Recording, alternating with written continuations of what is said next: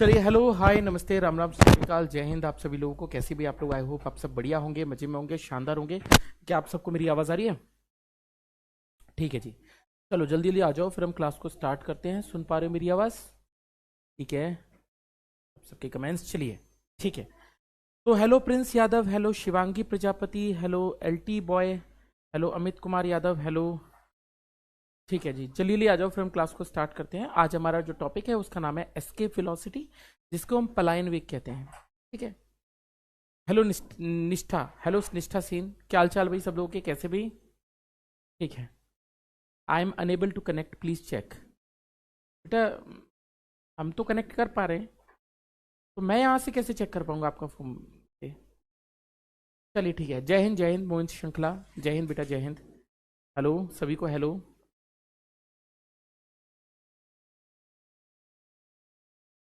चलो, hello Mayank Singh Rajput, hello बेटा, क्या हाल चाल सब लोग के? ठीक है, बढ़िया। चलिए स्टार्ट करें आज की क्लास को। ठीक है जी, चलिए जल्दी जल्दी आ जाओ यार। ठीक है, जय हिंद, जय हिंद। हमारी भी हेलो सुन लो। चलो तुम्हारी सुन लेते हैं, बाकी तो सब ठीक है। तुम्हारी हेलो पहले जरूरी है। क्या पता रोटी खबी कि नहीं खबी आज रात को तुम्हारी, है ना? तो कछु रोटी को भरोसा ना है ना कि रात की रोटी खाई के ना खाई, वैसे ही सोए गए। कछु भरोसा थोड़ा ही है भैया। रोटी फोटी खा लियो, है ना? तई तई के बाद सोइयो, है ना? चलिए। तो हेलो हेलो, मैं बढ़िया हूँ यालिनी मिश्रा, मैं अच्छा हूँ। ठीक है। तो बच्चों, आज हम पढ़ने वाले हैं एस्केप वेलोसिटी, जिसको हम क्या बोलते हैं? पलायन वेग कहते हैं। एस्केप वेलोसिटी यानी पलायन वेग, जिसको हम क्या कहते हैं? एस्केप वेलोसिटी कहते हैं, पलायन वेग कहते हैं। आप लोग इसके बारे में सुन चुके होंगे। एस्केप वेलोसिटी यानी जिसको हम क्या कहते हैं? पलायन वेग कहते हैं। क्या कहते हैं? पलायन वेग कहते हैं। क्या कहते हैं इसे? पलायन वेग कहते हैं।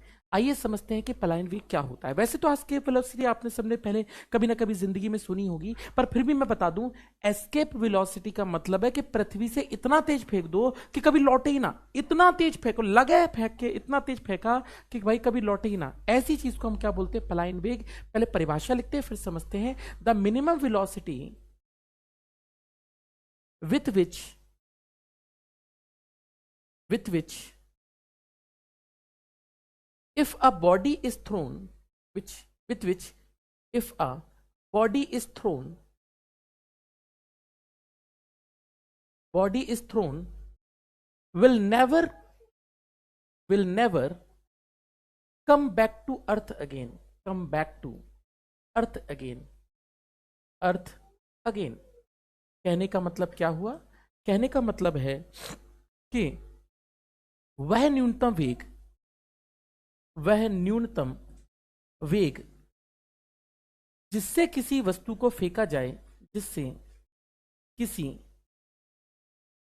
वस्तु को फेंका जाए फेंका जाए और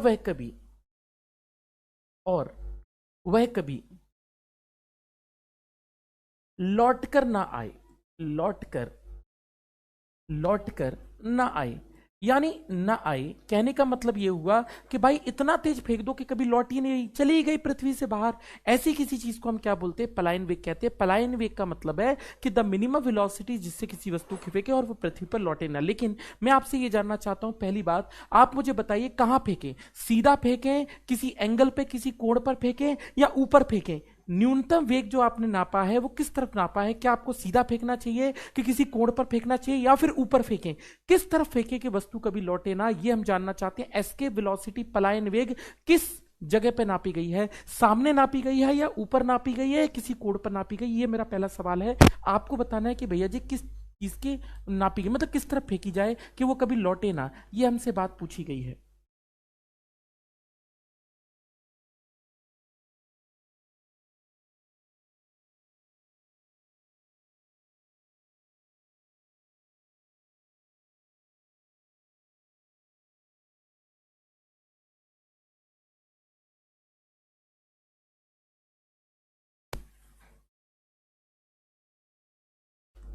कहने का मतलब यह प्रक्षेपित कोण पर निर्भर नहीं करती, प्रक्षेपित कोण पर निर्भर नहीं करती, निर्भर नहीं करती। कहने का मतलब है कि भैया जी ये एंगल पर निर्भर नहीं करती। बेटा आवाज करो, एंगल पे निर्भर नहीं करती। एक बात सिंपल समझ लो, चाहे आप सीधे फेंको, चाहे ऊपर फेंको, चाहे आप ऐसे फेंको, सबके लिए पलायन वेग समान है, क्योंकि इसके फॉर्मूले में, इसके कोण में कभी भी एंगल नाम की चीज नहीं आती। आगे चल के आप फॉर्मूला पढ़ोगे इसका, और वो फॉर्मूला होगा v equals to under root of 2gm/r, और आप देखोगे उसमें कहीं पर भी थीटा नाम की कोई बात नहीं है, यानी थीटा पर ये निर्भर ही नहीं करता। आप इसको कैसे भी फेंकोगे ये हमेशा निकल कर आएगा, यानी आप किसी भी फेंको, सामने फेंकोगे तब भी पलायन वेग उतना है, ऊपर फेंकोगे तब भी उतना है, और सीधा ऊपर फेंकोगे तब भी एस के वेलोसिटी उतनी ही है, यानी पलायन वेग इस बात पर निर्भर नहीं करता। दूसरी बात, और क्या चीज है दूसरी बात, curvature of earth is not taken, earth is, यानी पृथ्वी का वक्र नहीं माना गया है, मतलब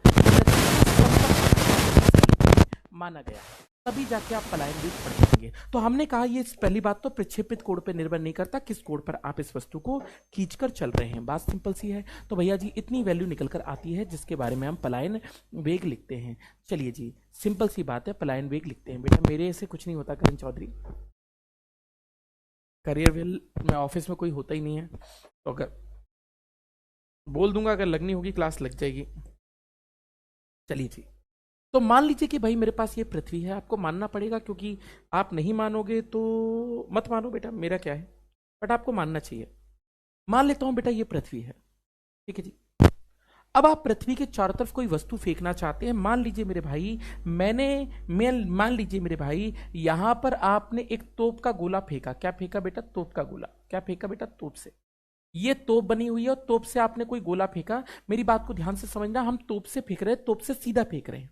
चलो जी, अगर बेटा सीधे फेंकेंगे तो हम ये समझेंगे कि अगर मैं सीधा फेंकूंगा तो हो सकता है अगले वाले घर में गिर पड़े, और ज्यादा फेंकेंगे तो अगले वाले घर में पड़े, और ज्यादा फेंकेंगे तो अगले वाले घर में, इतना तेज फेंक दे कि पृथ्वी से कभी लौटे ही ना, वो वाली हाल है। जरा जानते हैं कि हम पृथ्वी से कितने कितने पे फेंकें और क्या क्या स्थिति में फेंकेंगे। जब हम बात करते हैं पहली बात, अगर आपका वेग अंडरवुड जीआर से कम है, कितना?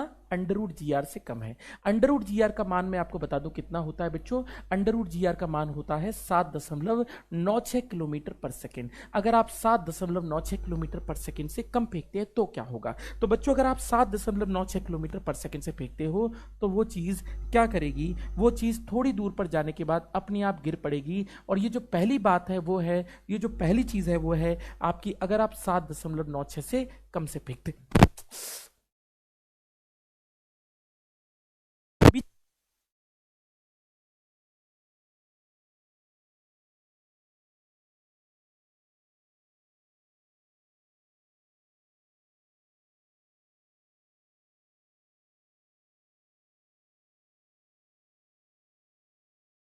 हाँ जी भैया जी। सर आवाज कट रही है, ठीक है, बता देना अगर आवाज कट रही हो तो, ठीक है। आवाज फ्रेश नहीं आ रही है, साउंड में वॉल्यूम खिंच रहा है, सबको दिक्कत है? एक सेकंड रुको, सबको दिक्कत है वॉइस में?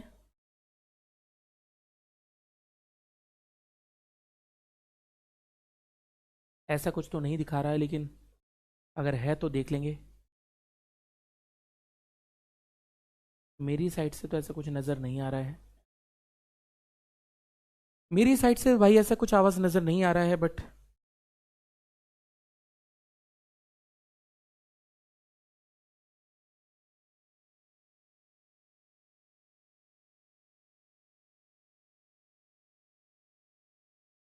चलिए ठीक है।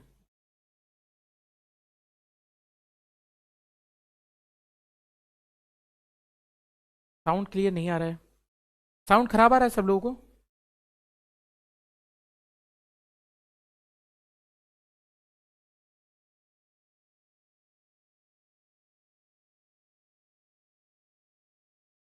हाँ, वायर की वजह से भी कभी कभी होता है कि कभी कभी वायर मुड़ जाता है ना, तो होता है ऐसा कभी कभी ना, तो क्योंकि क्या होता है ना, कनेक्शन है ना, तो हो जाता है। आप परेशान मत होइए, ठीक है।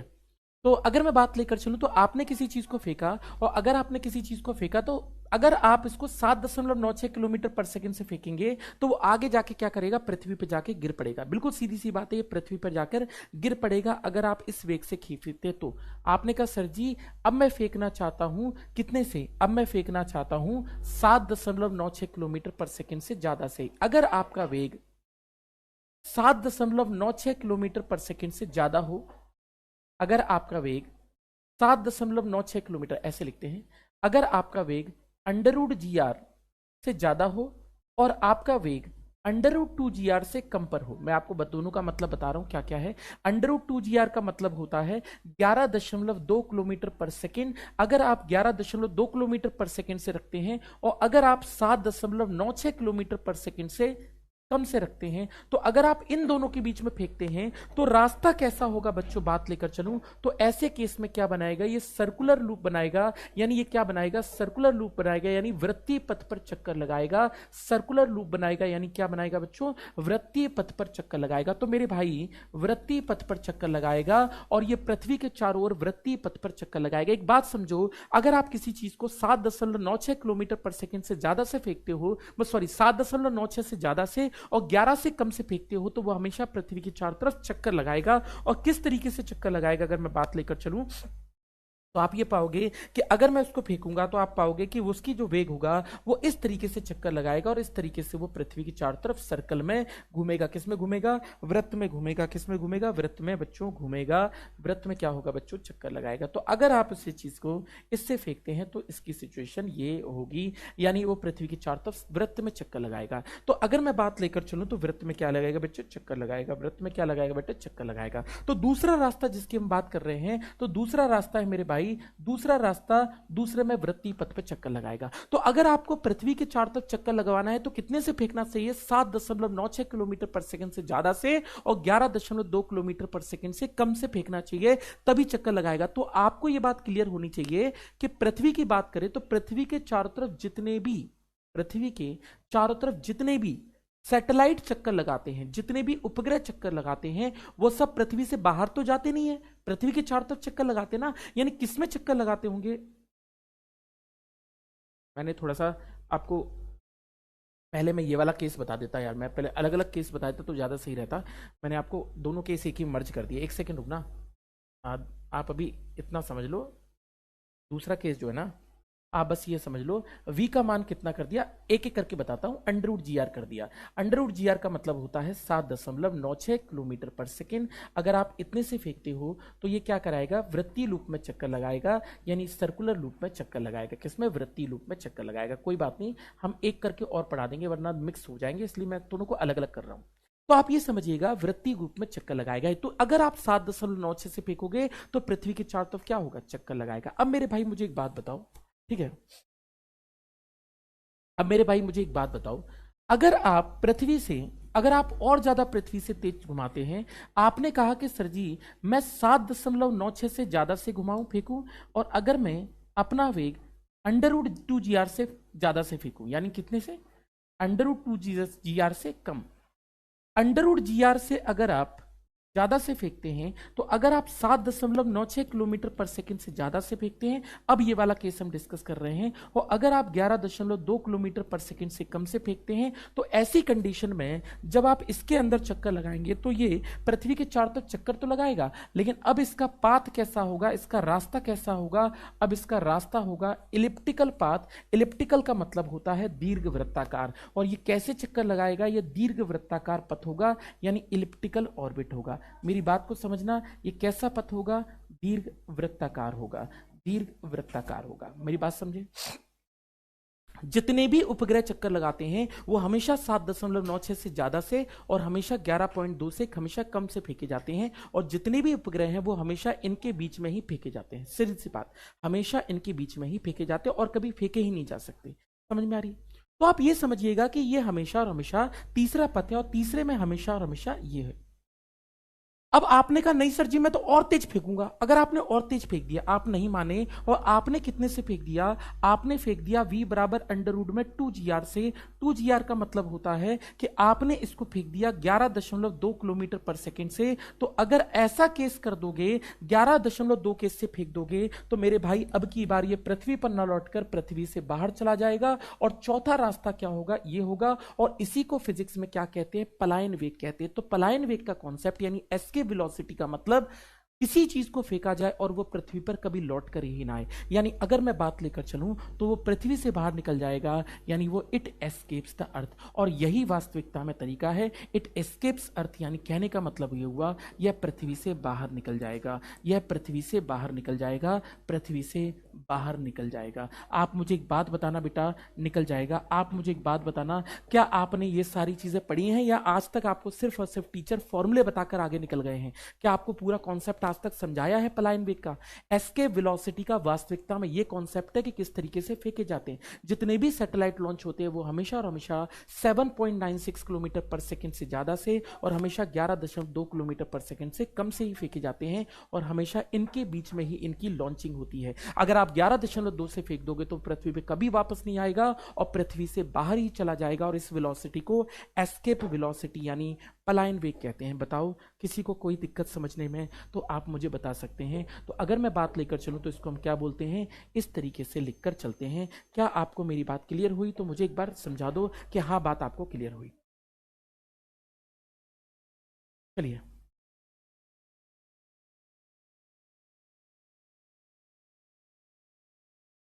स्कूल में तो कुछ नहीं पढ़ते थे। स्कूल में नहीं, आपने कभी कोचिंग वोचिंग पढ़ी हो, किसने पढ़ाया हो? ठीक है। नहीं बेटा, सर्कुलर लूप में नहीं चलते कोई भी सैटेलाइट, क्योंकि अगर आप पृथ्वी से घुमाओगे तो 7.96 हालांकि होता तो है, लेकिन अगर आप 7.96 से फेंकोगे तो वो सर्कुलर लूप में घूमेगा, लेकिन उसमें पृथ्वी पर गिरने का ज्यादा वो रहता है, क्योंकि ये मिनिमम वेलोसिटी है, इसलिए वो इसमें चक्कर नहीं लगाते हैं। चलिए जी, अब हम आते हैं फॉर्मूले पर। ठीक है, बहुत बढ़िया। बच्चों, अगर आपने पृथ्वी से किसी चीज को बाहर फेंका है, यानी वो पृथ्वी से बाहर जा रहा है, अगर वो पृथ्वी से बाहर जा रहा है तो अब एक बार, हाँ सब लोग बस फॉर्मूला ही बताते हैं यार, किसी को कॉन्सेप्ट से ना तो मुझे पता कि भैया किसको कॉन्सेप्ट पता है कि नहीं पता है। बट मैं इतना जरूर बता देता हूँ कि भाई आपको अगर बिल्कुल कॉन्सेप्ट बिल्कुल ABCD से पढ़ना है, बिल्कुल बेसिक से पढ़ना है, तो मैं आपको बता के चल सकता हूँ। बाकी तो मुझे पता नहीं यार कि क्या है क्या नहीं है। सर एक चैप्टर यू वन शॉट ले लो, वन शॉट ले लूँगा यार, है ना, वन शॉट ले लूँगा। तो हमें इतनी सी बात सिंपल सी समझ में आती है कि इसका मतलब क्या होगा, ये होगा। चलो जी, एस्के वेलोसिटी पलायन वेग देखते हैं। चलिए, अगर आप किसी चीज को नीचे से ऊपर फेंकोगे तो उसके अंदर जब वो ऊंचाई पर जाएगा, मतलब उसमें पोटेंशियल एनर्जी स्थैतिक ऊर्जा आएगी। और स्थैतिक ऊर्जा आएगी कहां से? क्या हुआ अर्पित सिंह सर, आपकी बुराई कर रहे थे कुछ स्टूडेंट्स। कोई बात नहीं, ठीक है यार। देखो यार, बुराई और अच्छाई तो चलती रहेगी। एक बात हमेशा समझो कि कोई सबके लिए ना तो अच्छा हो सकता है, कोई नहीं सबके लिए बुरा हो सकता है, इस बात को समझो। अगर मान लो मेरी कोई बुराई कर, वैसे तो मेरी बुराई नहीं करते हैं लोग, लेकिन अगर कोई बुराई कर भी रहा था तो इसमें कोई बुराई वाली चीज़ नहीं है, कोई बात नहीं, हो सकता है। हो सकता है कि देखो यार, सबके पढ़ने का एक अलग वे है, सब अलग तरीके से पढ़ते आए हैं, सबको आदतें अलग अलग हैं। किसी को कुछ पढ़ना है, कुछ को कुछ पढ़ना है, तो ये सब चीज़ें अलग अलग होती हैं हरप्रीत सिंह। तो इससे कोई फर्क नहीं पड़ता। अगर कोई बुराई भी करता है तो इट्स लाइक कि ठीक है, सबके अपने अपने व्यूज़ हैं। लव यू बच्चे, love you sir, you are the best teacher of physics in my life. Thank you thank you thank you, धन्यवाद। कोई बात नहीं, इट्स होता है ऐसा। अब बुराई अच्छाई तो चलती रहती है यार। खुश किससे है? सिर्फ नीरज सर एक ऐसे हैं जिनसे पूरी दुनिया खुश है, और बाकी ये समझ लो कि सबसे लोग दुखी हैं यार, सबसे खुश और दुखी तो हैं ही। हाँ हो सकता है। देखो यार, मेरे साथ देखो, मैं एक्चुअली में हो सकता है कि क्योंकि क्या होता है, मैं कई बार डिटेल में पढ़ाता हूँ सारी चीज़ें ना, न्यूमेरिकल्स कराता हूँ, थ्योरी भी कराता हूँ, बहुत सारी चीज़ें कराता हूँ। तो इसमें भी कुछ लोगों को ऐसा मतलब लग जाता है कि हाँ नहीं यार, ये सब चीज़ें नहीं होनी चाहिए थी, हमें अपना सिलेबस 15 मिनट में ख़त्म करना था, या फिर हमें डायरेक्ट डायरेक्ट फॉर्मूले लिखवा के ख़त्म कर। सबके अपने अपने व्यूज़ होते हैं, उससे कुछ नहीं होता यार। इट्स लाइक देखो यार, जिस दिन आपके एग्जामिनेशन निकलेंगे, एग्जाम निकलेगा, उसी दिन आपको खुशी होगी, ये बात श्योर समझ लीजिए। तो कोशिश करिए कि आप बेसिक से पढ़िए और अच्छा पढ़िए। मेरा तो बस इतना हिसाब किताब है, बाकी सबकी अपनी मर्जी है यार। आप ये समझिएगा, तो हमें ये बात पता चली कि अगर कोई चीज नीचे से ऊपर फेंक रहे हैं, तो अगर एस्केप वेलोसिटी मिल रही है, मतलब अगर पलायन वेग मिल रहा है। हम्म, ठीक है भैया, बस करो तारीफ। जो भी हो, बेस्ट टीचर हो, धन्यवाद धन्यवाद, थैंक यू भैया। बस करो बस करो, ठीक है ठीक है, कोई बात नहीं कोई बात नहीं। ठीक है ठीक है ठीक है ठीक है भैया जी, आपसे अच्छा कोई नहीं, जलते हैं, ठीक है जी। क्या हुआ सर, स्कूल में धंधा चलाते हैं फालतू का, सैलरी 10 में से 2 गुरुजी। वो तो है ही यार, ठीक है। यार ऑफलाइन क्लास में तो नहीं आऊँगा यार मैं, देखो अभी ऑफलाइन क्लास में नहीं आऊँगा, है ना लकी यादव, मेरी कोई ऑफलाइन क्लास नहीं है ऐसी जिसमें मैं रहूँ, ठीक है। अर्पित सिंह तो उसमें तो नहीं आऊँगा, है ना, ठीक है। चलो देखते हैं, ठीक है विवेक, अर्पित, ठीक है जी, चलिए। तो अगर मैं बात, ठीक है, थैंक यू भैया, गेस्ट ग्रेट टीचर, ठीक है।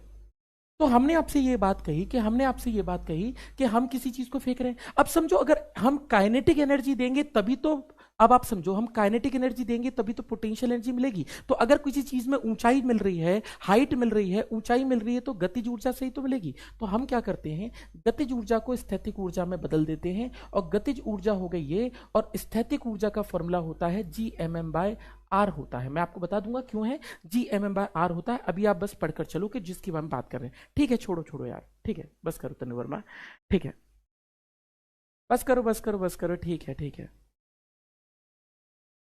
ठीक है ठीक है। ऑफलाइन में तो अभी कोई नहीं आने वाला, ठीक है। अच्छा ठीक है शिवम रावत, नहीं कर रहा कोई बुराई, क्यों इतना भावुक हो रहे हो, ठीक है। चलो समझो, एम से एम काट दिया बेटा, और एम से एम काट देंगे तो हम कहेंगे, तो वीई स्क्वायर का फॉर्मूला कितना निकलेगा, अगर बात लेकर चलूं तो वो निकलेगा 2gm/r।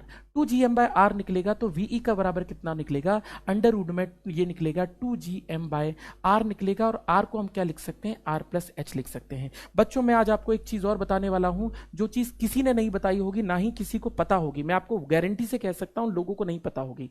आप मुझे एक बात बता के चलो, नहीं बेटा लकी यादव, मैं नहीं आऊंगा उसमें, ऑफलाइन में नहीं आऊंगा, ठीक है, ऑफलाइन मैंने छोड़ दिया बेटा।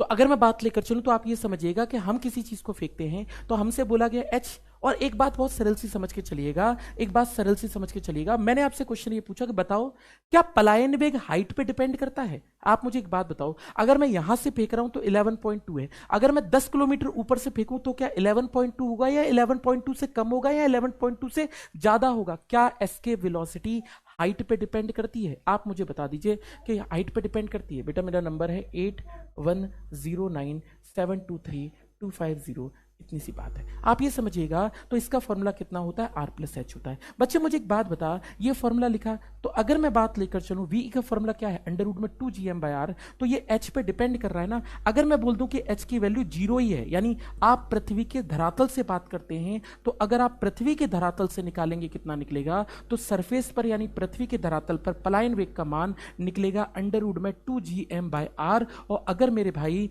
अगर आप इसमें सारे फॉर्मूले डाल दोगे तो पृथ्वी के लिए निकल कर आएगा ये 11.2 किलोमीटर पर सेकेंड, और इसी कारण से पृथ्वी का पलायन वेग कितना है, पृथ्वी की एस्केप वेलोसिटी कितनी है, 11.2 किलोमीटर पर सेकेंड। यानी अगर आप पृथ्वी से बाहर कोई भी चीज फेंकना चाहते हैं तो आपको कम से कम 11.2 चाहिए। अगर आप 11.2 से कम से फेंकोगे तो पृथ्वी से बाहर कभी जाएगी ही नहीं, पृथ्वी से बाहर जाएगी नहीं। और दूसरी बात, ये ऊंचाई पे डिपेंड करती है, कोई आपसे कुछ भी बोले, कैसा भी बोलता रहे, ये मैं आपको बता दूं 99% लोगों को नहीं पता होगा कि एस्केप वेलोसिटी हाइट पे डिपेंड करती है कि नहीं करती। मैं आपको रियलिटी बात बता रहा हूं, आप पूछ के देखना अपने दोस्तों से। तो अगर मैं बात लेकर चलूं तो भैया जी, सिर्फ पृथ्वी की सतह से नापोगे तो ये वैल्यू कितनी निकलेगी, 11.2 किलोमीटर पर सेकेंड निकलेगी, and that is the value जिसके बारे में हम बात कर रहे हैं। हाँ जी बोलो भैया जी। हाँ जी लेफ्टिनेंट सक्षम सर, मैं 12th अपीयरिंग, तो 12th के 2 चैप्टर्स कराओगे, वो बोर्ड्स के लिए एनएफ हो गए। नहीं यार, कैसी बातें कर रहे हो यार, यहाँ का कंटेंट 12th के लिए कैसे, बोर्ड के लिए कैसे एनएफ होगा यार, वो बिल्कुल अलग चीज़ है यार। चलिए जी, हम अगर बात लेकर चलें तो इसमें क्या बताऊं यार, ये तो अलग बात है। तो हम ये कह के चलेंगे, इसकी वैल्यू क्या निकली, ये निकल कर आई जिसके बारे में हम बात कर रहे हैं। तो पलायन वेग का फॉर्मूला जिसके बारे में हम बात कर रहे हैं, उसका फॉर्मूला ये है। अब बच्चे मुझे एक बात बता, तो पहला फॉर्मूला हमने एस के वेलोसिटी का लिखा अंडर रूट में 2gm/r। एक बात बताओ, अगर आप जीएम की जगह GR² रख दे तो कोई प्रॉब्लम तो नहीं है। आप याद करो, हमने जी का फॉर्मूला GM/r² भी लिखा था, और यहां से आप लिख सकते हैं कि GM बराबर GR² होता है। अगर आप यहाँ GR² रख देंगे तो VE के हमारे पास 2 फॉर्मूले बन जाएंगे। एक फॉर्मूला बना अंडर रूट में 2gm/r, और एक फॉर्मूला हमारे पास क्या बना, अंडर रूट में 2gr। 2 फॉर्मूले निकल कर आए जिसके बारे में हम बात कर रहे हैं। तो हमारे पास 2 फॉर्मूले हैं पलायन वेग के, एक ये वाला और एक ये वाला। किसी को कुछ पूछना हो तो आप मुझसे पूछ सकते हैं। सबका मतलब मैं आपको बता देता हूं। ये वाली चीज में, पलायन वेग में, escape velocity does not depend on mass of body.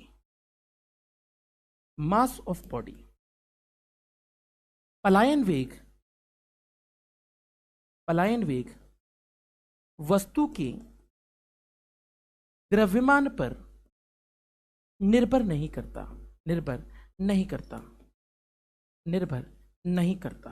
तो ये किस पे डिपेंड नहीं करता, कितने डिपेंड नहीं करता, ये नहीं करता मास पर।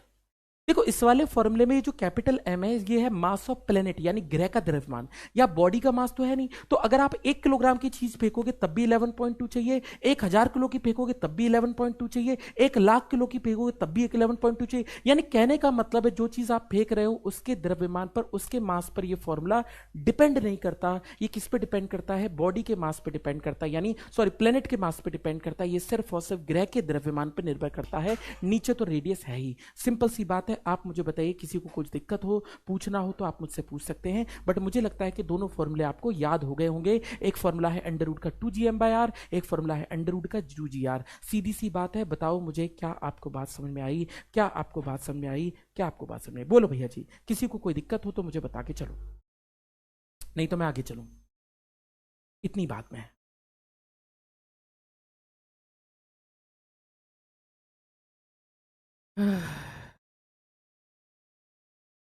चलिए ठीक है जी, बोलो भाई। ठीक है, तो एसके वेलोसिटी यानी पलायन वेग की बात लेकर चलूं तो पलायन वेग का फॉर्मूला अंडर रूट में 2gm/r होगा। ठीक है,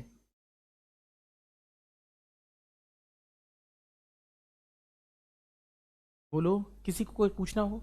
ठीक है, चलो एक काम करते हैं, आपके एनडीए का ही एक प्रीवियस ईयर क्वेश्चन को लेकर चलते हैं और थोड़ा सा इस चीज को समझते हैं। मुझे फिर से समझा दीजिएगा। अरे यार फिर से मत समझा करो यार, टाइम सृष्टि मेरे पास उतना ही है यार, बहुत लिमिटेड।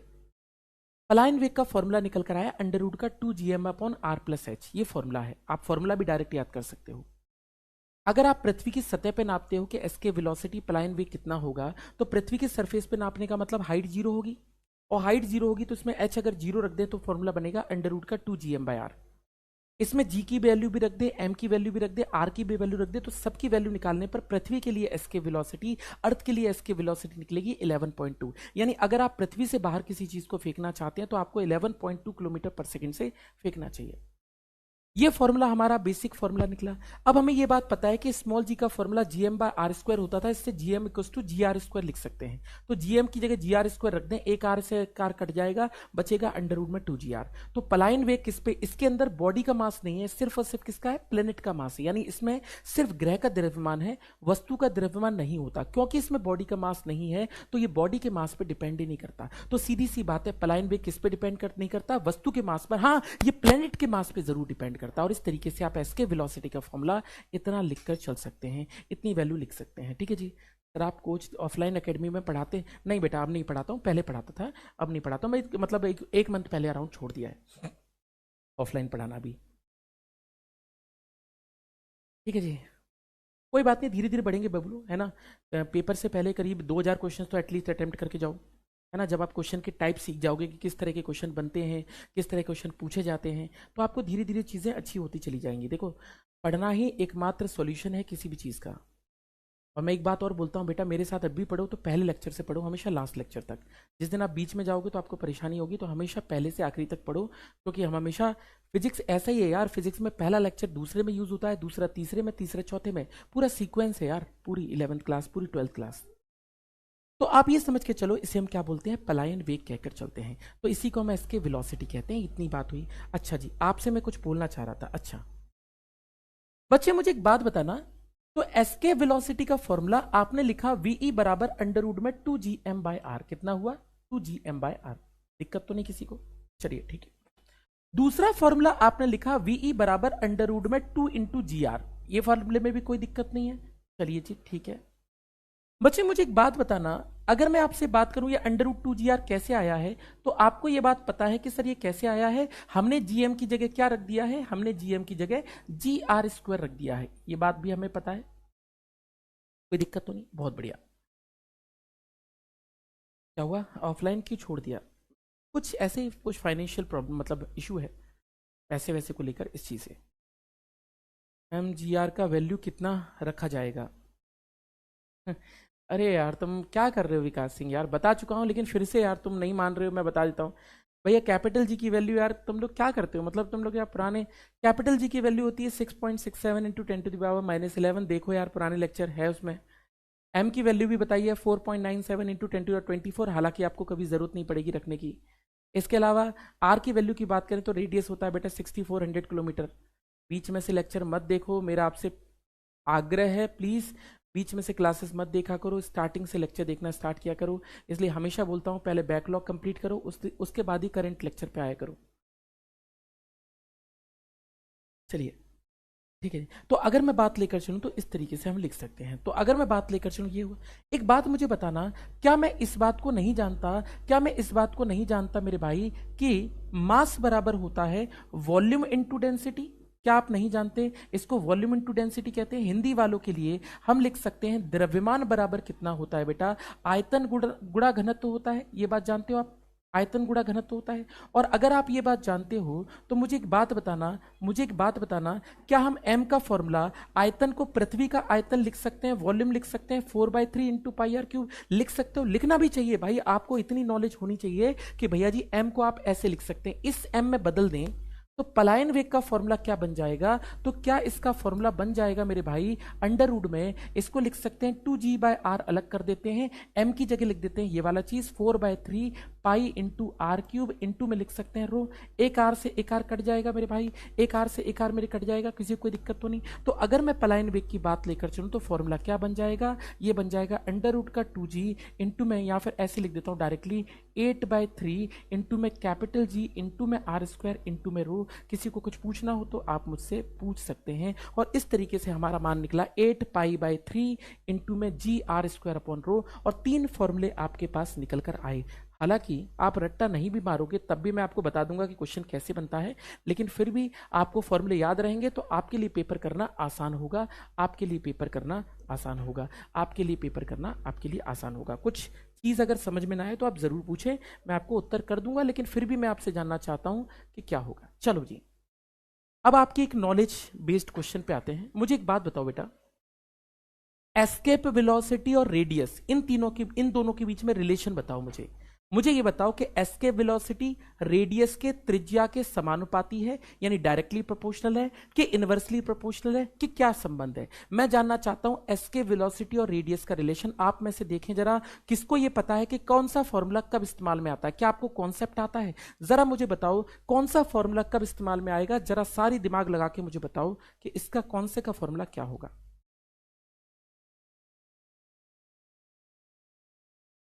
कोई बात नहीं तनु, हनुमान रो का साइन बना नहीं पाते हो, कोई बात नहीं, पी जैसा होता है, बस थोड़ा सा पी का एक चीज निकाल देते हैं।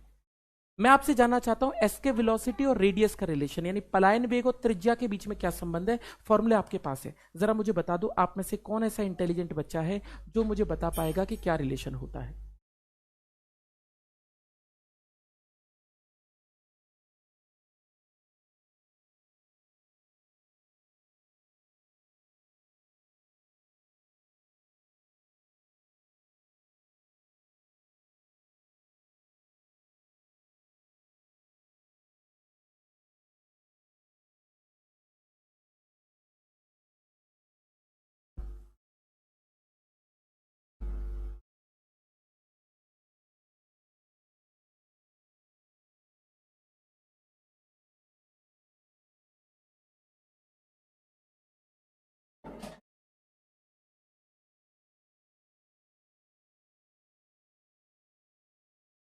चलिए जी,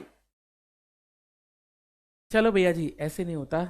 सृष्टि कुमारी, जी आर स्क्वायर कैसे आया यार, तुम लोग फिर यार, तुम ही लोग करते हो यार फिर ना ये सब काम यार।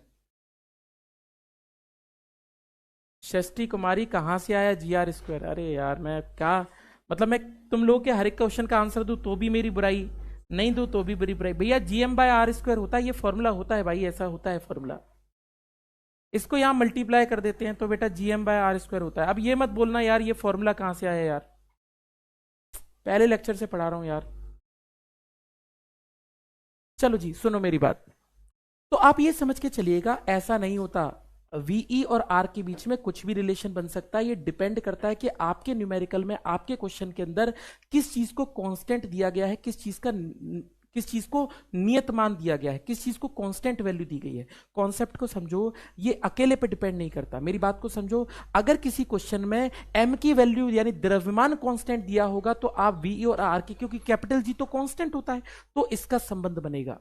अगर किसी क्वेश्चन के अंदर जी कांस्टेंट दिया है तो वीई और आर का रिलेशन बनेगा। और अगर किसी क्वेश्चन में घनत्व की बात की है, डेंसिटी की बात की है, तो ये फॉर्मूला बनेगा। इसलिए आप रट्टा मत मार लेना कि इसके वेलोसिटी और रेडियस के बीच में क्या रिलेशन है। मेरे भाई, तीनों रिलेशन बनते हैं। फिजिक्स अगर पढ़ रहे हो तो फिजिक्स ABCD नहीं है, बहुत अच्छे लेवल की फिजिक्स पढ़ना जरूरी है। एक बात समझो, फिजिक्स को फिजिक्स की तरह पढ़ा करो, बिल्कुल भी ABCD मत पढ़ो। यकीन मानो, इसलिए सारे बच्चे रह जाते हैं। और मेरे से जो लोग बच्चे पढ़ते हैं वो पूरे में से पूरे लगा कर आते हैं। ये समझ लीजिए 25 में से, ये समझ लो 25 ज्यादा मारोगे, 22-23 से किसी के नंबर कम नहीं आते अगर आप एक बार मुझसे ढंग से पढ़ लेते हो। इतना मैं आपसे प्रॉमिस करता हूं, आप इंडिया का कोई भी एग्जाम दे लो। आप ये समझ के चलो कि इन दोनों का रिलेशन बनकर आता है। तो वीई और आर का क्या रिलेशन बनेगा, ये डिपेंड करता है कि आपके न्यूमेरिकल में क्या चीज कांस्टेंट दी है, आपके पेपर में, आपके प्रश्न में क्या चीज कांस्टेंट दी है, क्या नियत मान दिया गया। अब अगर क्वेश्चन में बोला गया कि द्रव्यमान नियत रहे, मास कांस्टेंट रहे, तो ये लगा देना। अगर आपके क्वेश्चन में कहा जाए कि जी कांस्टेंट रहे, तो ये लगा देना। और अगर आपके क्वेश्चन में कहा जाए कि डेंसिटी कांस्टेंट है, तो ये रिलेशन लगा देना। ये डिपेंड करता है कि आपके पेपर में क्या क्वेश्चन पूछा गया। और इस तरीके से तीनों क्वेश्चन बनते हैं। बोलो भैया जी। हाँ जी भैया जी, ठीक है। वीडियो को बैक करके, हाँ जी भैया, पहले बैकलॉग बेटा कंप्लीट कर लो।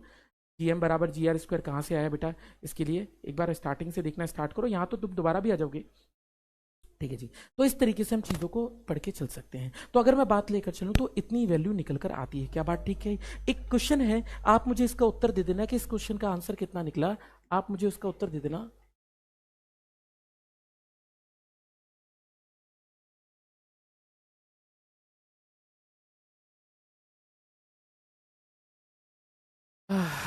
ठीक है जी।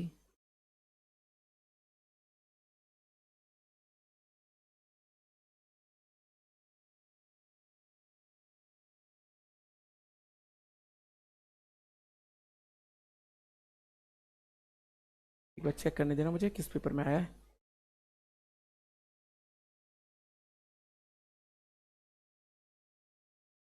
इसी पेपर में आया है। तो वी हैव एक टाइप, एक क्वेश्चन का टाइप इस वाले टॉपिक पर।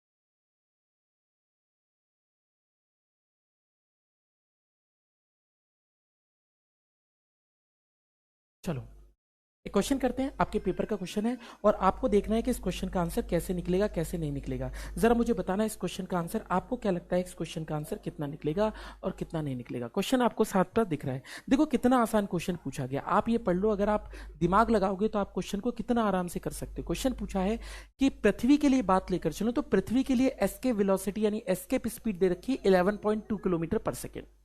और हमसे पूछा गया कि आप किसी और ग्रह पर जाओ, आप किसी और प्लेनेट पर जाओ, और आपसे बोला गया जिसकी रेडियस आदि कर दी जाए और जिसका मास डेंसिटी यानी जिसकी डेंसिटी यानी घनत्व कितना कर दिया जाए। मास डेंसिटी का मतलब डेंसिटी ही है। आपसे बोला गया घनत्व 4 गुना कर दिया जाए, तो आपसे पूछा है पलायन वेग कितना हो जाएगा। देखो इस क्वेश्चन में किसकी बात की है, डेंसिटी की। तो वो फॉर्मूला इस्तेमाल में आएगा जिसका घनत्व होगा, जिसमें डेंसिटी आता होगा। आप समझो यार, क्वेश्चन करने का तरीका समझो यार, आप बेसिक से समझो, चीजों को समझो। इस फॉर्मूले के अंदर, इस क्वेश्चन के अंदर वो फॉर्मूला इस्तेमाल में आएगा जिसके अंदर घनत्व की बात की गई होगी। एस्केप वेलोसिटी के 3 फॉर्मूले आपने पढ़े हैं। कौन सा फॉर्मूला कब इस्तेमाल में आएगा ये डिपेंड करता है कि क्वेश्चन में क्या कांस्टेंट दिया गया है, किसका मान नियत दिया गया है। और ध्यान से देखो हमने क्वेश्चन कैसे किया है। हमें पता है पलायन वेग का फॉर्मूला, यहां घनत्व 4 गुना किया है तो हमें पता है v बराबर कितना होता है, √2gm/r।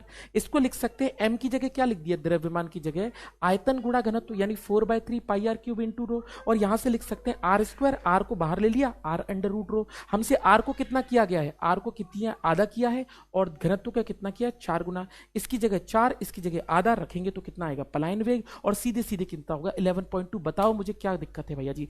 एनडीए का एक एक क्वेश्चन, आप किसी भी एग्जामिनेशन का एक एक क्वेश्चन बना सकते हो अगर आप पूरा बेसिक फिजिक्स को अच्छे से पढ़कर गए हो, इतना मैं बता दूं। हाँ, लेकिन अच्छा पढ़कर गए हो। मेरे से अगर अच्छे बेसिक से लेकर एडवांस की उम्मीद रखते हो तो मेरे से हर बात सीख कर चलो कि क्या मतलब क्या है। ये क्वेश्चन बनाने आपके लिए कौन सी बात है भैया, आप लोग तो चीते हो फिर इस मामले में। तो क्वेश्चन की बात लेकर चलूं तो इस तरीके से कौन सा फॉर्मूला इस्तेमाल में आएगा, ये निर्भर करता है कि हम किसकी बात करते हैं। ये भी आपके 2023 के पेपर का क्वेश्चन है, और इस तरीके से आप इस क्वेश्चन को बना सकते हैं। नहीं पता शिवांगी कि कब से होगा कब से नहीं होगा। इस तरीके से 3 बातें आपको समझ में आ गई होंगी। मुझे बताओ किसी को कोई दिक्कत तो नहीं। आइए चलते हैं कुछ थ्योरी के क्वेश्चन पर। जो थ्योरी के क्वेश्चन आपके पेपर में आज तक आए हैं उनकी डिस्कशन करते हैं। पहली बात, escape velocity. escape velocity for earth is 11.2 kilometre पर सेकेंड। पृथ्वी के लिए पलायन वेग का मान, पलायन वेग का मान 11.2 किलोमीटर पर सेकेंड होता है। ये बात तो हम पढ़ चुके हैं, कितना होता है हमें पता है, 11.2। भैया क्लास 4 दिन की छूट गई है तो बेटा 4 दिन की क्लासेस पहले देखो, उसके बाद ही चीज़ों को करो, है ना। पहले बैकलॉग कंप्लीट करो अपना, ठीक है। तो पलायन वेग का मान कितना है, 11.2 किलोमीटर पर सेकेंड है। हम अगला चीज लिखें, पहला पॉइंट। दूसरा पॉइंट, चंद्रमा के लिए पलायन वेग का मान, चंद्रमा के लिए पलायन वेग का मान 2.38 किलोमीटर पर सेकेंड होता है। चंद्रमा के लिए पलायन वेग का मान, चंद्रमा के लिए पलायन वेग का मान, पलायन वेग का मान 2.38 किलोमीटर पर सेकेंड होता है। अब आप समझो पृथ्वी के लिए कितना ज्यादा है, 11.2, और चंद्रमा के लिए मात्र कितना है, 2.38। यानी अगर आपको चंद्रमा से बाहर कुछ भी फेंकना है तो कितने से फेंकना है, मात्र 2.38 यानी 2.38 किलोमीटर पर सेकेंड से फेंकोगे तो वो चंद्रमा से बाहर चला जाएगा और चंद्रमा पे कभी भी लौट कर नहीं आएगा। क्या, चंद्रमा पे कभी भी लौट कर नहीं आएगा। तो अगर मैं बात लेकर चलूं तो ये होगा। अगले की बात करते हैं नेक्स्ट कॉन्सेप्ट की। ये कॉन्सेप्ट एनडीए के पीवाईक्यू में पूछा है।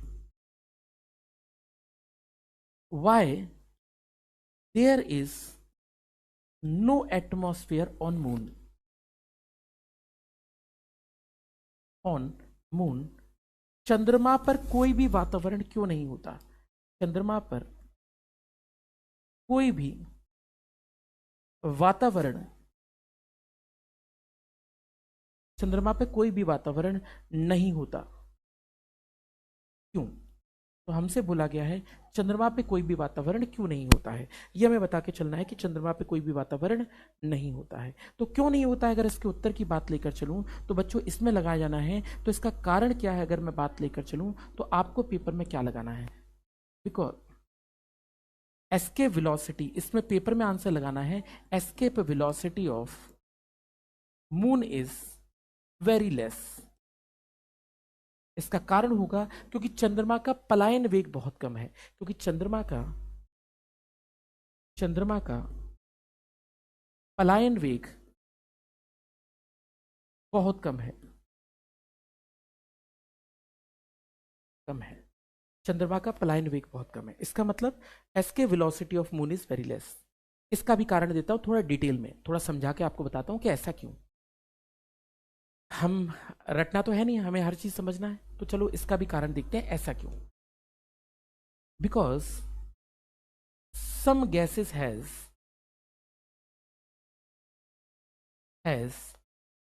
Higher RMS velocity than escape velocity of moon.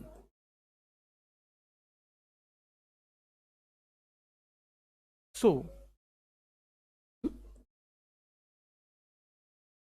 They escape, क्योंकि कुछ गैसों का वेग कुछ गैसों का वर्ग माध्य मूल वेग, वर्ग माध्य मूल वेग चंद्रमा के पलायन वेग से अधिक होता है, अधिक होता है, इसलिए वह चंद्रमा छोड़कर चली जाती है, इसलिए वे चंद्रमा छोड़कर छोड़कर चली जाती है, चली जाती है। चलिए भैया समझाता हूं अब इसका मतलब क्या है। देखो देखो, गैस जो होती है, गैस के अंदर क्या होते हैं, मॉलिक्यूल्स होते हैं जिनको हम अणु कहते हैं, और ये अणु चलते हैं। अब मॉलिक्यूल एक तो है नहीं, अब अणु एक तो है नहीं, अणु कितने हैं, बहुत सारे हैं। गैस में कितने अणु हैं हमें पता नहीं, बहुत सारे हैं, कोई कोई सीमा तो है नहीं उसकी। तो अब इन सब की वेलोसिटी, इन सब का एवरेज निकालना है हमें। कितनी, इतने सारे मॉलिक्यूल, हमने कहा 100 बिलियन है, तो इतने सारे का आपको क्या निकालना है, औसत निकालना है, एवरेज।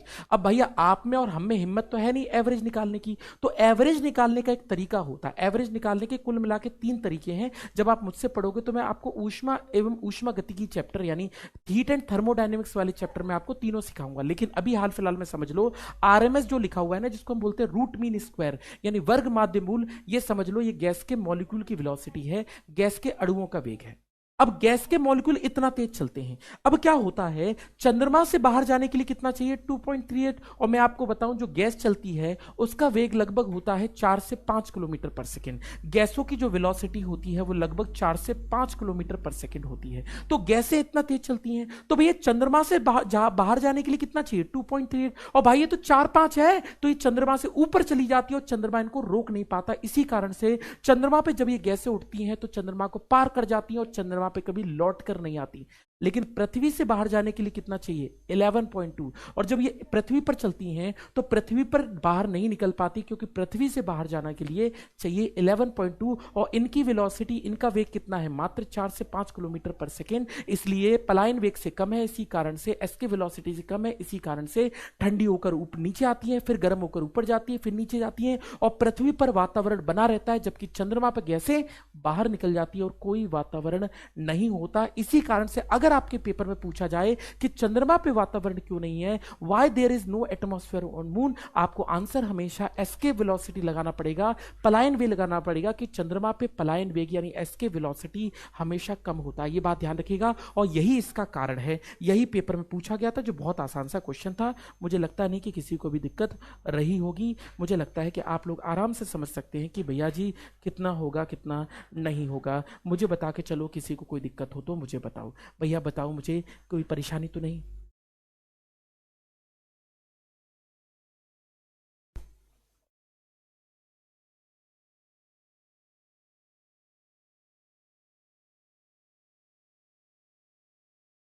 ठीक है जी, बोलो भाई।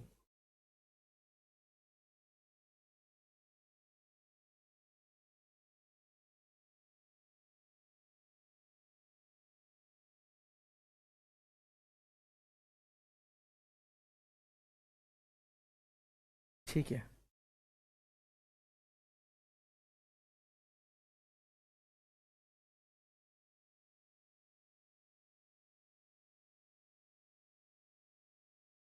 चलिए भैया जी, ठीक है, कुछ पूछना चाहते हैं। हम्म, ठीक है जी। यालिनी सम्राट आया बेटा, क्या संबंध है। सर मून पर जी का मान भी कम होगा, हाँ जी बहुत कम होता है जी बेटा, 6, मैं बता चुका हूँ पहले, जी बेटा 6 होता है। चलिए जी, तो ये सब था क्या, पलायन वेग। चलिए आइए चलते हैं एक हिस्से पर और जिसकी हम बात करते हैं, एक हिस्से पर और जिसकी हम बात करते हैं। अब आपने चंद्रमा का मुझसे पूछा है, तो एक काम करते हैं, यही चीज पढ़ लेते हैं कि भैया जी कहाँ कितना वेग है, कहाँ कितना वेग नहीं है। पहली बात जिसके बारे में हम बात कर रहे हैं, देखो बेटा मेरी बात समझो। तो बेटा अगर मैं बात लेकर चलूं स्मॉल जी फॉर अर्थ, पृथ्वी के लिए स्मॉल जी का मान कितना होता है, तो पृथ्वी के लिए पृथ्वी के लिए बात लेकर चलूं तो पृथ्वी के लिए स्मॉल जी का मान 9.8 मीटर पर सेकेंड स्क्वायर होता है। वैसे तो काफी बार चर्चा हो चुकी है, लेकिन एक और बार और, पृथ्वी के लिए स्मॉल जी का मान इतना है। चलिए जी, अर्थ के सरफेस पर पार्टिकल की वेलोसिटी कितना है? पार्टिकल क्या होते हैं यालिनी? पार्टिकल क्या होते हैं बेटा? पार्टिकल क्या होते हैं? उधर कहां से पार्टिकल, कैसे पार्टिकल?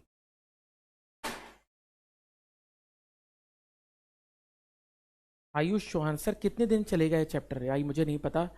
मेरा बस चले तो बेटा मैं एक एक दिन में एक चैप्टर खत्म करा दूं बेटा। और मैं तो कह रहा हूँ एक दिन में 2 चैप्टर करा दूं बेटा, मेरा अगर बस चले। बट यार क्या कर सकते हैं यार, एक तो पूरा कंटेंट भी पढ़ना है, और अगर मेरा दिल गवारा भी नहीं करता कि मैं कुछ छोड़ दूं, क्योंकि फिर मान लो अगर पेपर में आ गया तो भाई तकलीफ किसे होगी? ये तो आपकी तो करियर का सवाल है ना। हम टीचर के लिए, हम टीचर्स के लिए, जितने टीचर्स हम पढ़ाते हैं, हम लोगों के लिए तो आप सिर्फ एक नंबर हो, सिर्फ एक नंबर हो। कितना? एक स्टूडेंट आया था जिसने पैसे भरे और चला गया, लेकिन जिसका पेपर निकला, जिसका करियर हुआ, आपके लिए तो वो पूरी जिंदगी है ना। तो बात इसकी नहीं है कि कब होगा कैसे होगा, बात इसकी है कि आप जो पढ़ के जा रहे हैं उनसे क्वेश्चन होगा कि नहीं होगा, उनसे प्रश्न होगा कि। सिलेबस कराने वाले तो ऑनलाइन आपको हजारों टीचर मिल जाएंगे, आपको यकीन दिलाऊं, सारे टीचर सिलेबस ऑलमोस्ट 1.5-2 महीने में खत्म कर देते हैं। और यकीन मानो, और सब लोग फॉर्मूला फॉर्मूला लिखवा के खत्म कर देते हैं, और बोल देते हैं कि भाई मेहनत करो, पढ़ाई करो। मैं आपको बात बता, आप हो सकता है आप में से कुछ ने और बैच भी पढ़े हो, या और कहीं से भी पढ़ते हो, फिजिक्स को पढ़ते हो, भौतिक को पढ़े, मुझे नहीं पता। लेकिन मैं आपको बता दूं, होता है, चलता है, यही चलता है सब कुछ। लेकिन आप समझो कि ज्यादा इंपॉर्टेंट क्या है। और दूसरी बात क्या है यार, मैं तो अपनी पूरी जी जान से लगा हुआ हूं, मैं जितना मेहनत कर सकता हूं मैं उतनी मेहनत कर रहा हूं। ऐसा भी नहीं कि मैं आपकी क्लास में कभी समय के साथ टाइम पास करता हूं। आपने मुझे ना तो कभी चिकनी चुपड़ी करते हुए, बातें करते हुए सुना होगा, ना आपने मुझे कभी फालतू की बातें करते हुए क्लास में सुना होगा, ना मैंने आपको कभी आपको शिक्षा या ज्ञान देते वक्त सुना होगा। आपने कभी मुझे ये भी नहीं देखा होगा मैं आपको ज्ञान दे रहा हूं। मुझे पता है भैया सबके पास ज्ञान है, चारों तरफ चीजें हैं बैठने वाली। तो ना तो आप मुझे ज्यादा देखे होगे मैं आपको बहुत सारा ज्ञान बांट रहा हूं। भाई मैं इन सब चक्करों में नहीं पड़ता। मैं अपनी जिंदगी में एक बात पे विश्वास रखता हूं कि आपका करियर बनना चाहिए, चाहे आपका करियर कैसे भी बने। भैया जी इंपॉर्टेंट चैप्टर करवा दीजिए, इंपॉर्टेंट चैप्टर ही करवा रहा हूँ, गुरुत्वाकर्षण कर रहा हूँ, इसके बाद हीट एंड थर्मोडायनेमिक्स करा रहा हूँ, उसके बाद इलेक्ट्रिसिटी करा रहा हूँ। वही चैप्टर करा रहा हूँ जो इंपॉर्टेंट है, इससे भी क्वेश्चन आएगा इसीलिए करा रहा हूँ। मून पर 4 या 5 से तो सर वैसे अर्थ के लिए नहीं है। नहीं बेटा ऐसा नहीं होता, नहीं बेटा यालिनी ये गैसेस किया, और गैसेस की हर जगह सेम है, 4 से 5 ही है बेटा। ठीक है, तो अगर मैं बात लेकर चलूं तो मेरे कहने का मतलब ये है, समझो मेरी बात को। तो अब दूसरी बात निकल कर आती है कि चंद्रमा के लिए जी का मान कितना होता है? जी फॉर मून। अगर चंद्रमा के लिए बात लेकर चलूं कितना होगा, तो चंद्रमा के लिए जी का मान, चंद्रमा के लिए जी का मान कितना होगा? तो चंद्रमा के लिए जी का मान 9.8, 9.8 divided by 9.8 divided by 6 metre per second square होता है। यानी चंद्रमा पे जी का मान 6 गुना कम हो जाता है। यानी आप डिवाइडेड बाय 6 लिख सकते हैं, तो वहां पर कितना हो जाता है? 6 गुना कम हो जाता है। क्या हो जाता है बेटा? 6 गुना कम हो जाता है। तो क्या हो जाता है बच्चों? 6 गुना कम हो जाता है। तो क्या हो जाता है बच्चों? 6 गुना कम हो जाता है। बात समझ आ रही? तो आप देखेंगे चंद्रमा पे जी का मान क्या हो जाता है? 6 गुना कम हो जाता है। संजना हो जाएगा, बहुत आसानी से हो जाएगा। मैंने आपके पास कॉल की थी, मुझे बिलीव ही नहीं हो गया, आपसे बात ही हो रही है। अच्छा जी ठीक है, ठीक है रजनी, हाँ मुझे याद है तुम्हारा कॉल आया था। तीसरी बात, तीसरी बात, अरे मैं तुम लोग ऐसे क्यों समझते हो यार? तुम लोग ये समझ लो कि बड़े भाई पढ़ा रहा है तुम्हें, टेंशन क्यों लेनी यार। तीसरा पॉइंट, तीसरी बात की बात लेकर चलते हैं। ठीक है जी, संजना बाद में डिस्कशन करेंगे इस बात का, अभी तो आप बस सुन लो। अगर मैं बात लेकर चलूं तीसरा, हम जानना चाहते हैं जी का मान 0 कहां होता है। तो बेटा जी का मान 0 कहां होता है, आपको ये बात बता दूं भैया जी। पहली बात तो जी का मान 0 सिर्फ एक ही जगह होता है, और वो कब होता है? अनंत पर, ओनली एट इन्फिनिटी। कहां होता है जी का मान? और कहीं भी स्मॉल जी की वैल्यू 0 नहीं होती, सिर्फ एक ही जगह 0 होती है। इसका मान क्या होता है? अनंत पर। कहां होता है? अनंत पर। तो अगर आपसे पूछा जाए कि जी का मान कहां 0 होता है, तो आपको क्या लगाना है? इन्फिनिटी पर जी की वैल्यू कितनी है? 0 है। आप बोले और कहीं? और कहीं नहीं होती स्मॉल जी की वैल्यू 0, और कहीं नहीं होती स्मॉल जी की वैल्यू 0। क्यों होगी स्मॉल जी की वैल्यू 0 भाई? नहीं होती कहीं पर। तो भैया जी आपने कहा सर जी कैसे? अरे भैया जी बराबर G M by R square. R की जगह इन्फिनिटी डाल दोगे बेटा, तो क्या जी का मान 0 नहीं हो जाएगा?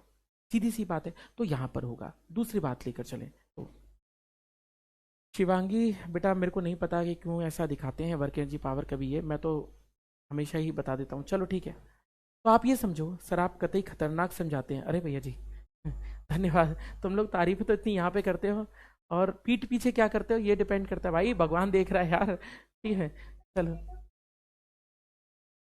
पीठ पीछे भी तारीफें कर लिया करो यार, अगर आपको पढ़ना अच्छा लगता है पढ़ा। चलिए जी, तीसरी बात।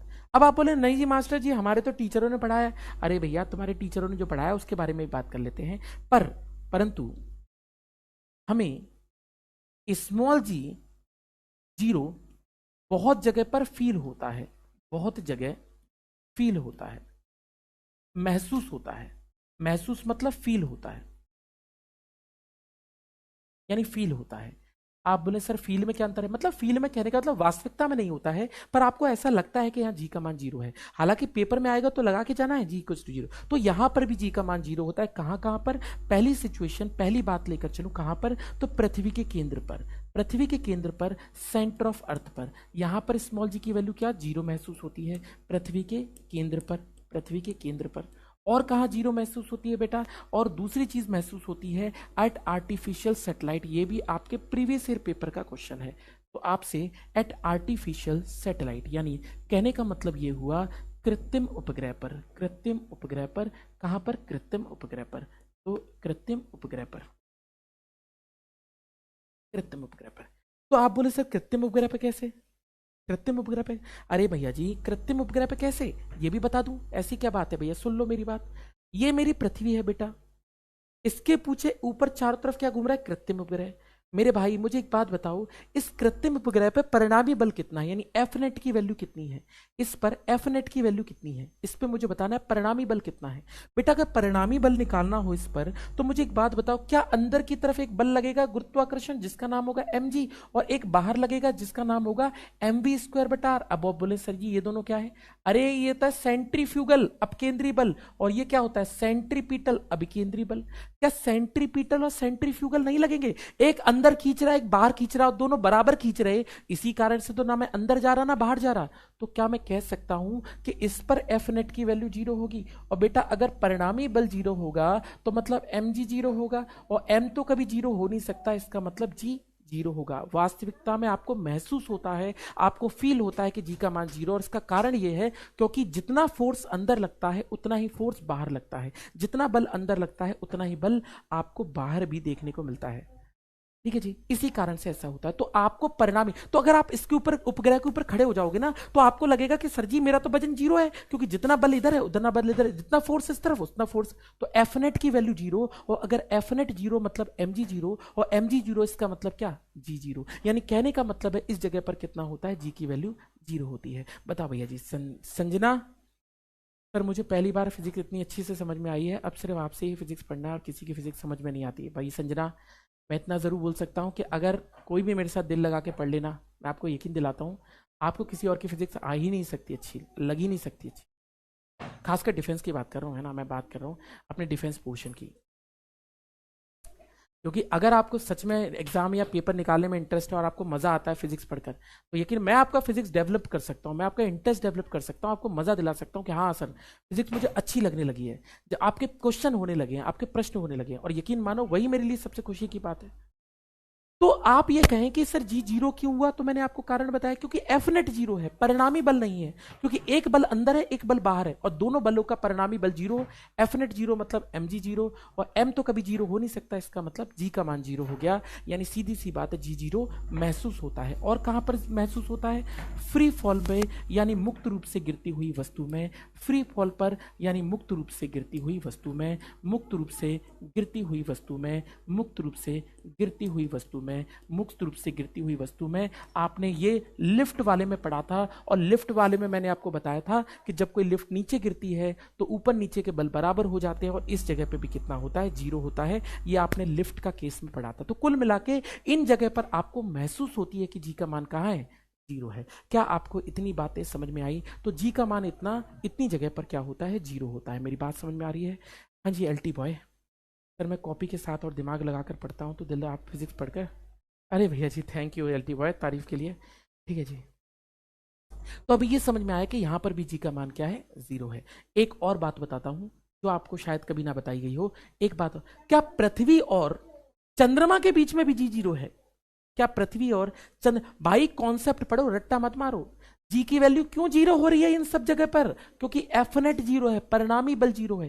मुझे सोचकर बताओ, क्या पृथ्वी और चंद्रमा के बीच में भी एक ऐसा पॉइंट आएगा, एक ऐसा बिंदु आएगा जहां पर कोई परिणामी बल नहीं होगा, एफ नेट नहीं होगा? और अगर एफ नेट नहीं है इसका मतलब जी जीरो है। कॉन्सेप्ट तो यही है ना यार, इन सब में कॉन्सेप्ट तो यही है ना। कॉन्सेप्ट है हमें बताना है कि पृथ्वी और चंद्रमा के बीच में भी क्या बिंदु होगा, बिल्कुल। तो चौथा पॉइंट जहां पर जीरो होगा, पृथ्वी और चंद्रमा के बीच। आप बोले सर इनके बीच में? अरे किन्हीं भी दो ग्रह के बीच, पृथ्वी और चंद्रमा के बीच, चंद्रमा के बीच, चंद्रमा के बीच, पृथ्वी और चंद्रमा के बीच। ये रहा पृथ्वी, ये रहा चंद्रमा, इन दोनों के बीच में जोड़ने वाली लाइन हो गई ये।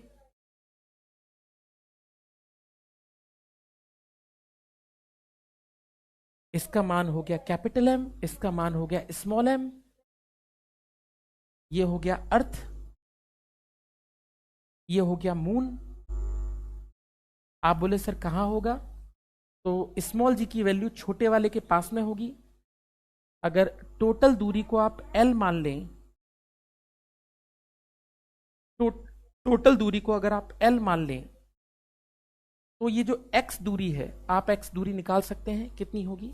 x निकालने का फॉर्मूला होगा, जिससे दूरी निकाल रहे हो उसका ऊपर आएगा नीचे, नीचे आएगा under root of m, plus में आएगा under root of small m, into में क्या आएगा l। ये फॉर्मूला होगा। और इस शॉर्ट ट्रिक से भी निकाल सकते हैं कि इन दोनों के बीच में भी एक ऐसा बिंदु होगा जहां स्मॉल जी की वैल्यू क्या होगी? जीरो होगी। जी हां, पृथ्वी और चंद्रमा के बीच में भी स्मॉल जी की वैल्यू जीरो होगी। और ये सारे वो बिंदु हैं जहां पर स्मॉल जी का मान कितना होता है? जीरो होकर चलता है। हाँ जी भैया जी, ठीक है जी। हाँ जी, क्या बोल रहे हैं? तनु वर्मा, PYQs मैं यूट्यूब पे कराऊंगा, आप यूट्यूब पे ही देखिएगा। सिलेबस खत्म कराने के बाद में नहीं, सिलेबस के साथ में ही कराऊंगा। सर WP ही चलेगा क्या हमेशा 45 दिन तक? टोटल है please sir. Ankit sir W भैया मुझे नहीं पता कि क्यों चल रहा है ऐसा 45 दिन तक, मेरा कोई इरादा नहीं है आपको WP ही चलाने का, है ना। WP ही इतने 45 दिन तक चलाने का मेरा कोई इरादा नहीं है ना। बाकी आप लोग कॉल करके ज़रूर बता दीजिएगा कि WP नहीं है, ठीक है। बट सर मून और अर्थ के बीच में तो फोर्स लगता है ना। अरे भैया जी, आपने वो पढ़ा है LT बॉय, इलेक्ट्रोस्टैटिक चैप्टर पढ़ा है, स्थिर विद्युतीय। आप मुझे बताओ, क्या दो आवेशों के बीच में एक पॉइंट आता है जहां पे फोर्स जीरो होता है? क्या प्लस क्यू और माइनस 9Q के बीच में नहीं होगा फोर्स जीरो? तो भाई बिल्कुल वही तो चीज है। जैसे प्लस और माइनस आवेश एक दूसरे को अट्रैक्ट करते हैं, आकर्षित करते हैं, उनके बीच में फोर्स जीरो होता है, वैसे यहां भी तो दो चीजें आकर्षित कर रही हैं, क्या इनके बीच में नहीं होगा? वही फॉर्मूला है, बिल्कुल सेम टू सेम। तो कुल मिला के वही फॉर्मूला है, वही सब कुछ है। आप तो अपने पेपर के लिए बस इतना याद रख लो कि इन दोनों के बीच में क्या है, एक ऐसा बिंदु आता है जहां पर भी गुरुत्वाकर्षण का बल जीरो है। इससे ज्यादा कॉन्सेप्ट ही नहीं है आपके सिलेबस में, इससे ज्यादा इंडिया के कोई एग्जाम में कॉन्सेप्ट नहीं बनता जितना मैं बता रहा हूं। आप ये समझ लो, स्मॉल जी बराबर जीरो पे और कुछ बनता ही नहीं है। जितने क्वेश्चन बन सकते थे सब बता दिए, कहां जीरो होता है, कहां कितना होता है, कितनी बातें होती है, सब कुछ बात। सर आप BSc के लिए फिजिक्स पढ़ाते हैं? क्योंकि मैं BSc फिजिक्स, बेटा मैं, मेरे पास डिमांड तो बहुत आ रही है, बहुत सारे बच्चे मुझसे बोल रहे हैं कि BSc की फिजिक्स पढ़ा दो।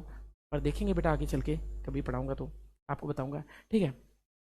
हाँ जी, LT बॉय पढ़ा है तो बिल्कुल आपको कॉन्सेप्ट सेम ही तो है यार, प्लस और माइनस, है ना। तो आकर्षित कर रहे थे, यहां आप ये समझ लो पृथ्वी और चंद्रमा आकर्षित कर रहे हैं, अट्रैक्ट कर रहे हैं, उन दोनों के बीच में भी जी जीरो होगा, सीधी सी बात। और इसी को हम क्या बोलते हैं? ये कॉन्सेप्ट कहकर चलते हैं। बताइए क्या बात ठीक है और क्या बात ठीक है, क्या आपको बात ठीक है? तो इसी चीज को हम बोलकर चलते हैं। और ये हमारा अगला कॉन्सेप्ट था, ऑर्बिटल वेलोसिटी। इसको हम क्या बोलते हैं? कक्षीय वेग कहकर चलते हैं। इसको हम क्या कहते हैं? कक्षीय वेग कहकर चलते हैं। इसको क्या कहते हैं? कक्षीय वेग कहते हैं। बोलो भैया जी, ऑर्बिटल वेलोसिटी।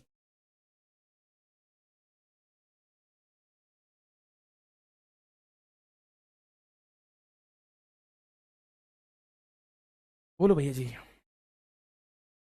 हाँ जी बोलो। चलिए ठीक है। हाँ जी सुमित विद्यार्थी बोलो, कोई दिक्कत? नितिन, सुमित, टिंकू यादव, किसी को कोई दिक्कत? मजा आया पढ़ के? ठीक है नमन, ठीक है जी, बढ़िया।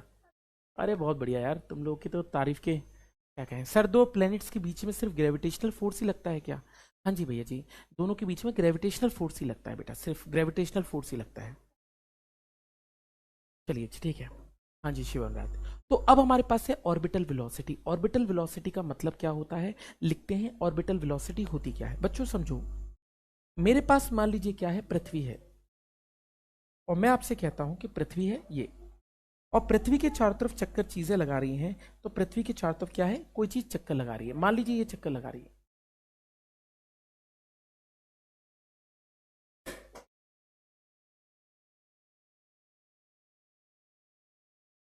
ये चीज चक्कर लगा रही है।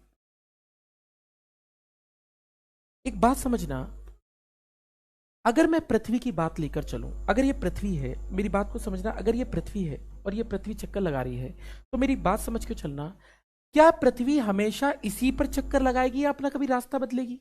वैसे गोल चक्कर लगाती नहीं है, पर अब मान लो आप कोई भी चीज मान लो, आप सैटेलाइट मान लो, कोई भी चीज मान लो, उपग्रह मान लो, अगर ये चक्कर लगाती है तो मेरी बात बताना, एक निश्चित रास्ता जिस पर कोई उपग्रह या उपग्रह चक्कर लगाता है उसको हम ऑर्बिट कहते हैं। ऑर्बिट मतलब कक्ष क्या होता है, सबसे पहले बेसिक समझो, ऑर्बिट क्या होता है। नहीं बेटा, मैं 10 बजे तक तो नहीं, क्लास बस खत्म करने वाला हूँ यार। ठीक है, ठीक है मयंक सिंह राजपूत, ठीक है, कमेंट की ऐसी रिक्वायरमेंट भी नहीं है। ठीक है, चलो ठीक है, तो इस तरीके से हम पढ़ सकते हैं। ठीक है, चलो ठीक है। कक्षीय वेग, तो अगर मैं बात लेकर चलूं तो इसके बारे में, तो कक्षीय वेग मतलब क्या होता है, इतनी सी बात है। चलो भैया जी, ठीक है, बस यार थोड़ा बस करेंगे हम अब, ज्यादा भी नहीं करेंगे, बस करेंगे क्लास को। ठीक है, तो कक्षीय वेग का मतलब है एक निश्चित रास्ता जिस पे कोई उपग्रह या ग्रह चक्कर लगाता है, यानी fixed path on which a satellite और प्लेनेट रिवॉल्व। जैसे आप कहें, आप स्कूल जाते हैं, स्कूल से घर आते हैं, स्कूल जाते हैं, स्कूल से घर जाते हैं, आपका रास्ता तो एक ही है ना। तो जो फिक्स्ड पाथ होता है, जिस निश्चित रास्ते पर कोई चीज चक्कर लगाती है हमेशा, पृथ्वी हर साल इधर ही आती है, हर साल इधर ही आती है, तो वो क्या कहलाएगा, कक्ष कहलाएगा। अब हर ऑर्बिट की एक खुद की एक वेलोसिटी होती है, एक वेग होता है, और उसी को हम क्या बोलते हैं, ऑर्बिटल वेलोसिटी यानी कक्षीय वेग कहते हैं। बताइए क्या बात समझ आई? ठीक है, चलो अब बाकी काम करते हैं, अगले टर्न ही पढ़ेंगे। ठीक है, अगले टर्न ही पढ़ेंगे। ठीक है जी, कल की क्लास में बोल दूंगा, कल की क्लास का। ठीक है, ठीक है। तो आई होप आपको पढ़ के मज़ा आया हो मेरे साथ में। लव यू बेटा यालिनी। आ, आपको मेरे साथ पढ़कर लगा मज़ा आया हो, आपको मेरे साथ हमेशा पढ़ने में मज़ा आता हो, आप मुझे बता दीजिएगा, सब कुछ चीज़ें बता दीजिए। मैं बट प्रॉपरली मुझे आपके साथ आपको पढ़ा के बहुत मज़ा आता है। और रियलिटी बात बताऊं कि मेरे को लगता भी है यार कि आप लोगों को पढ़ाता रहूं, लेकिन वही है ना यार, समय की बहुत कम उपलब्धता है। अगर बहुत सारा टाइम होता ना तो यार आपको ऐसा मतलब मन तो करता है, मतलब आपको क्वेश्चंस भी करा दूं, बहुत सारी चीज़ें करा दूं, लेकिन वही है ना यार, समय की उपलब्धता कम है। ठीक है संजना भागवत, बता देंगे बेटा, आप मुझसे पर्सनली कांटेक्ट कर लेना।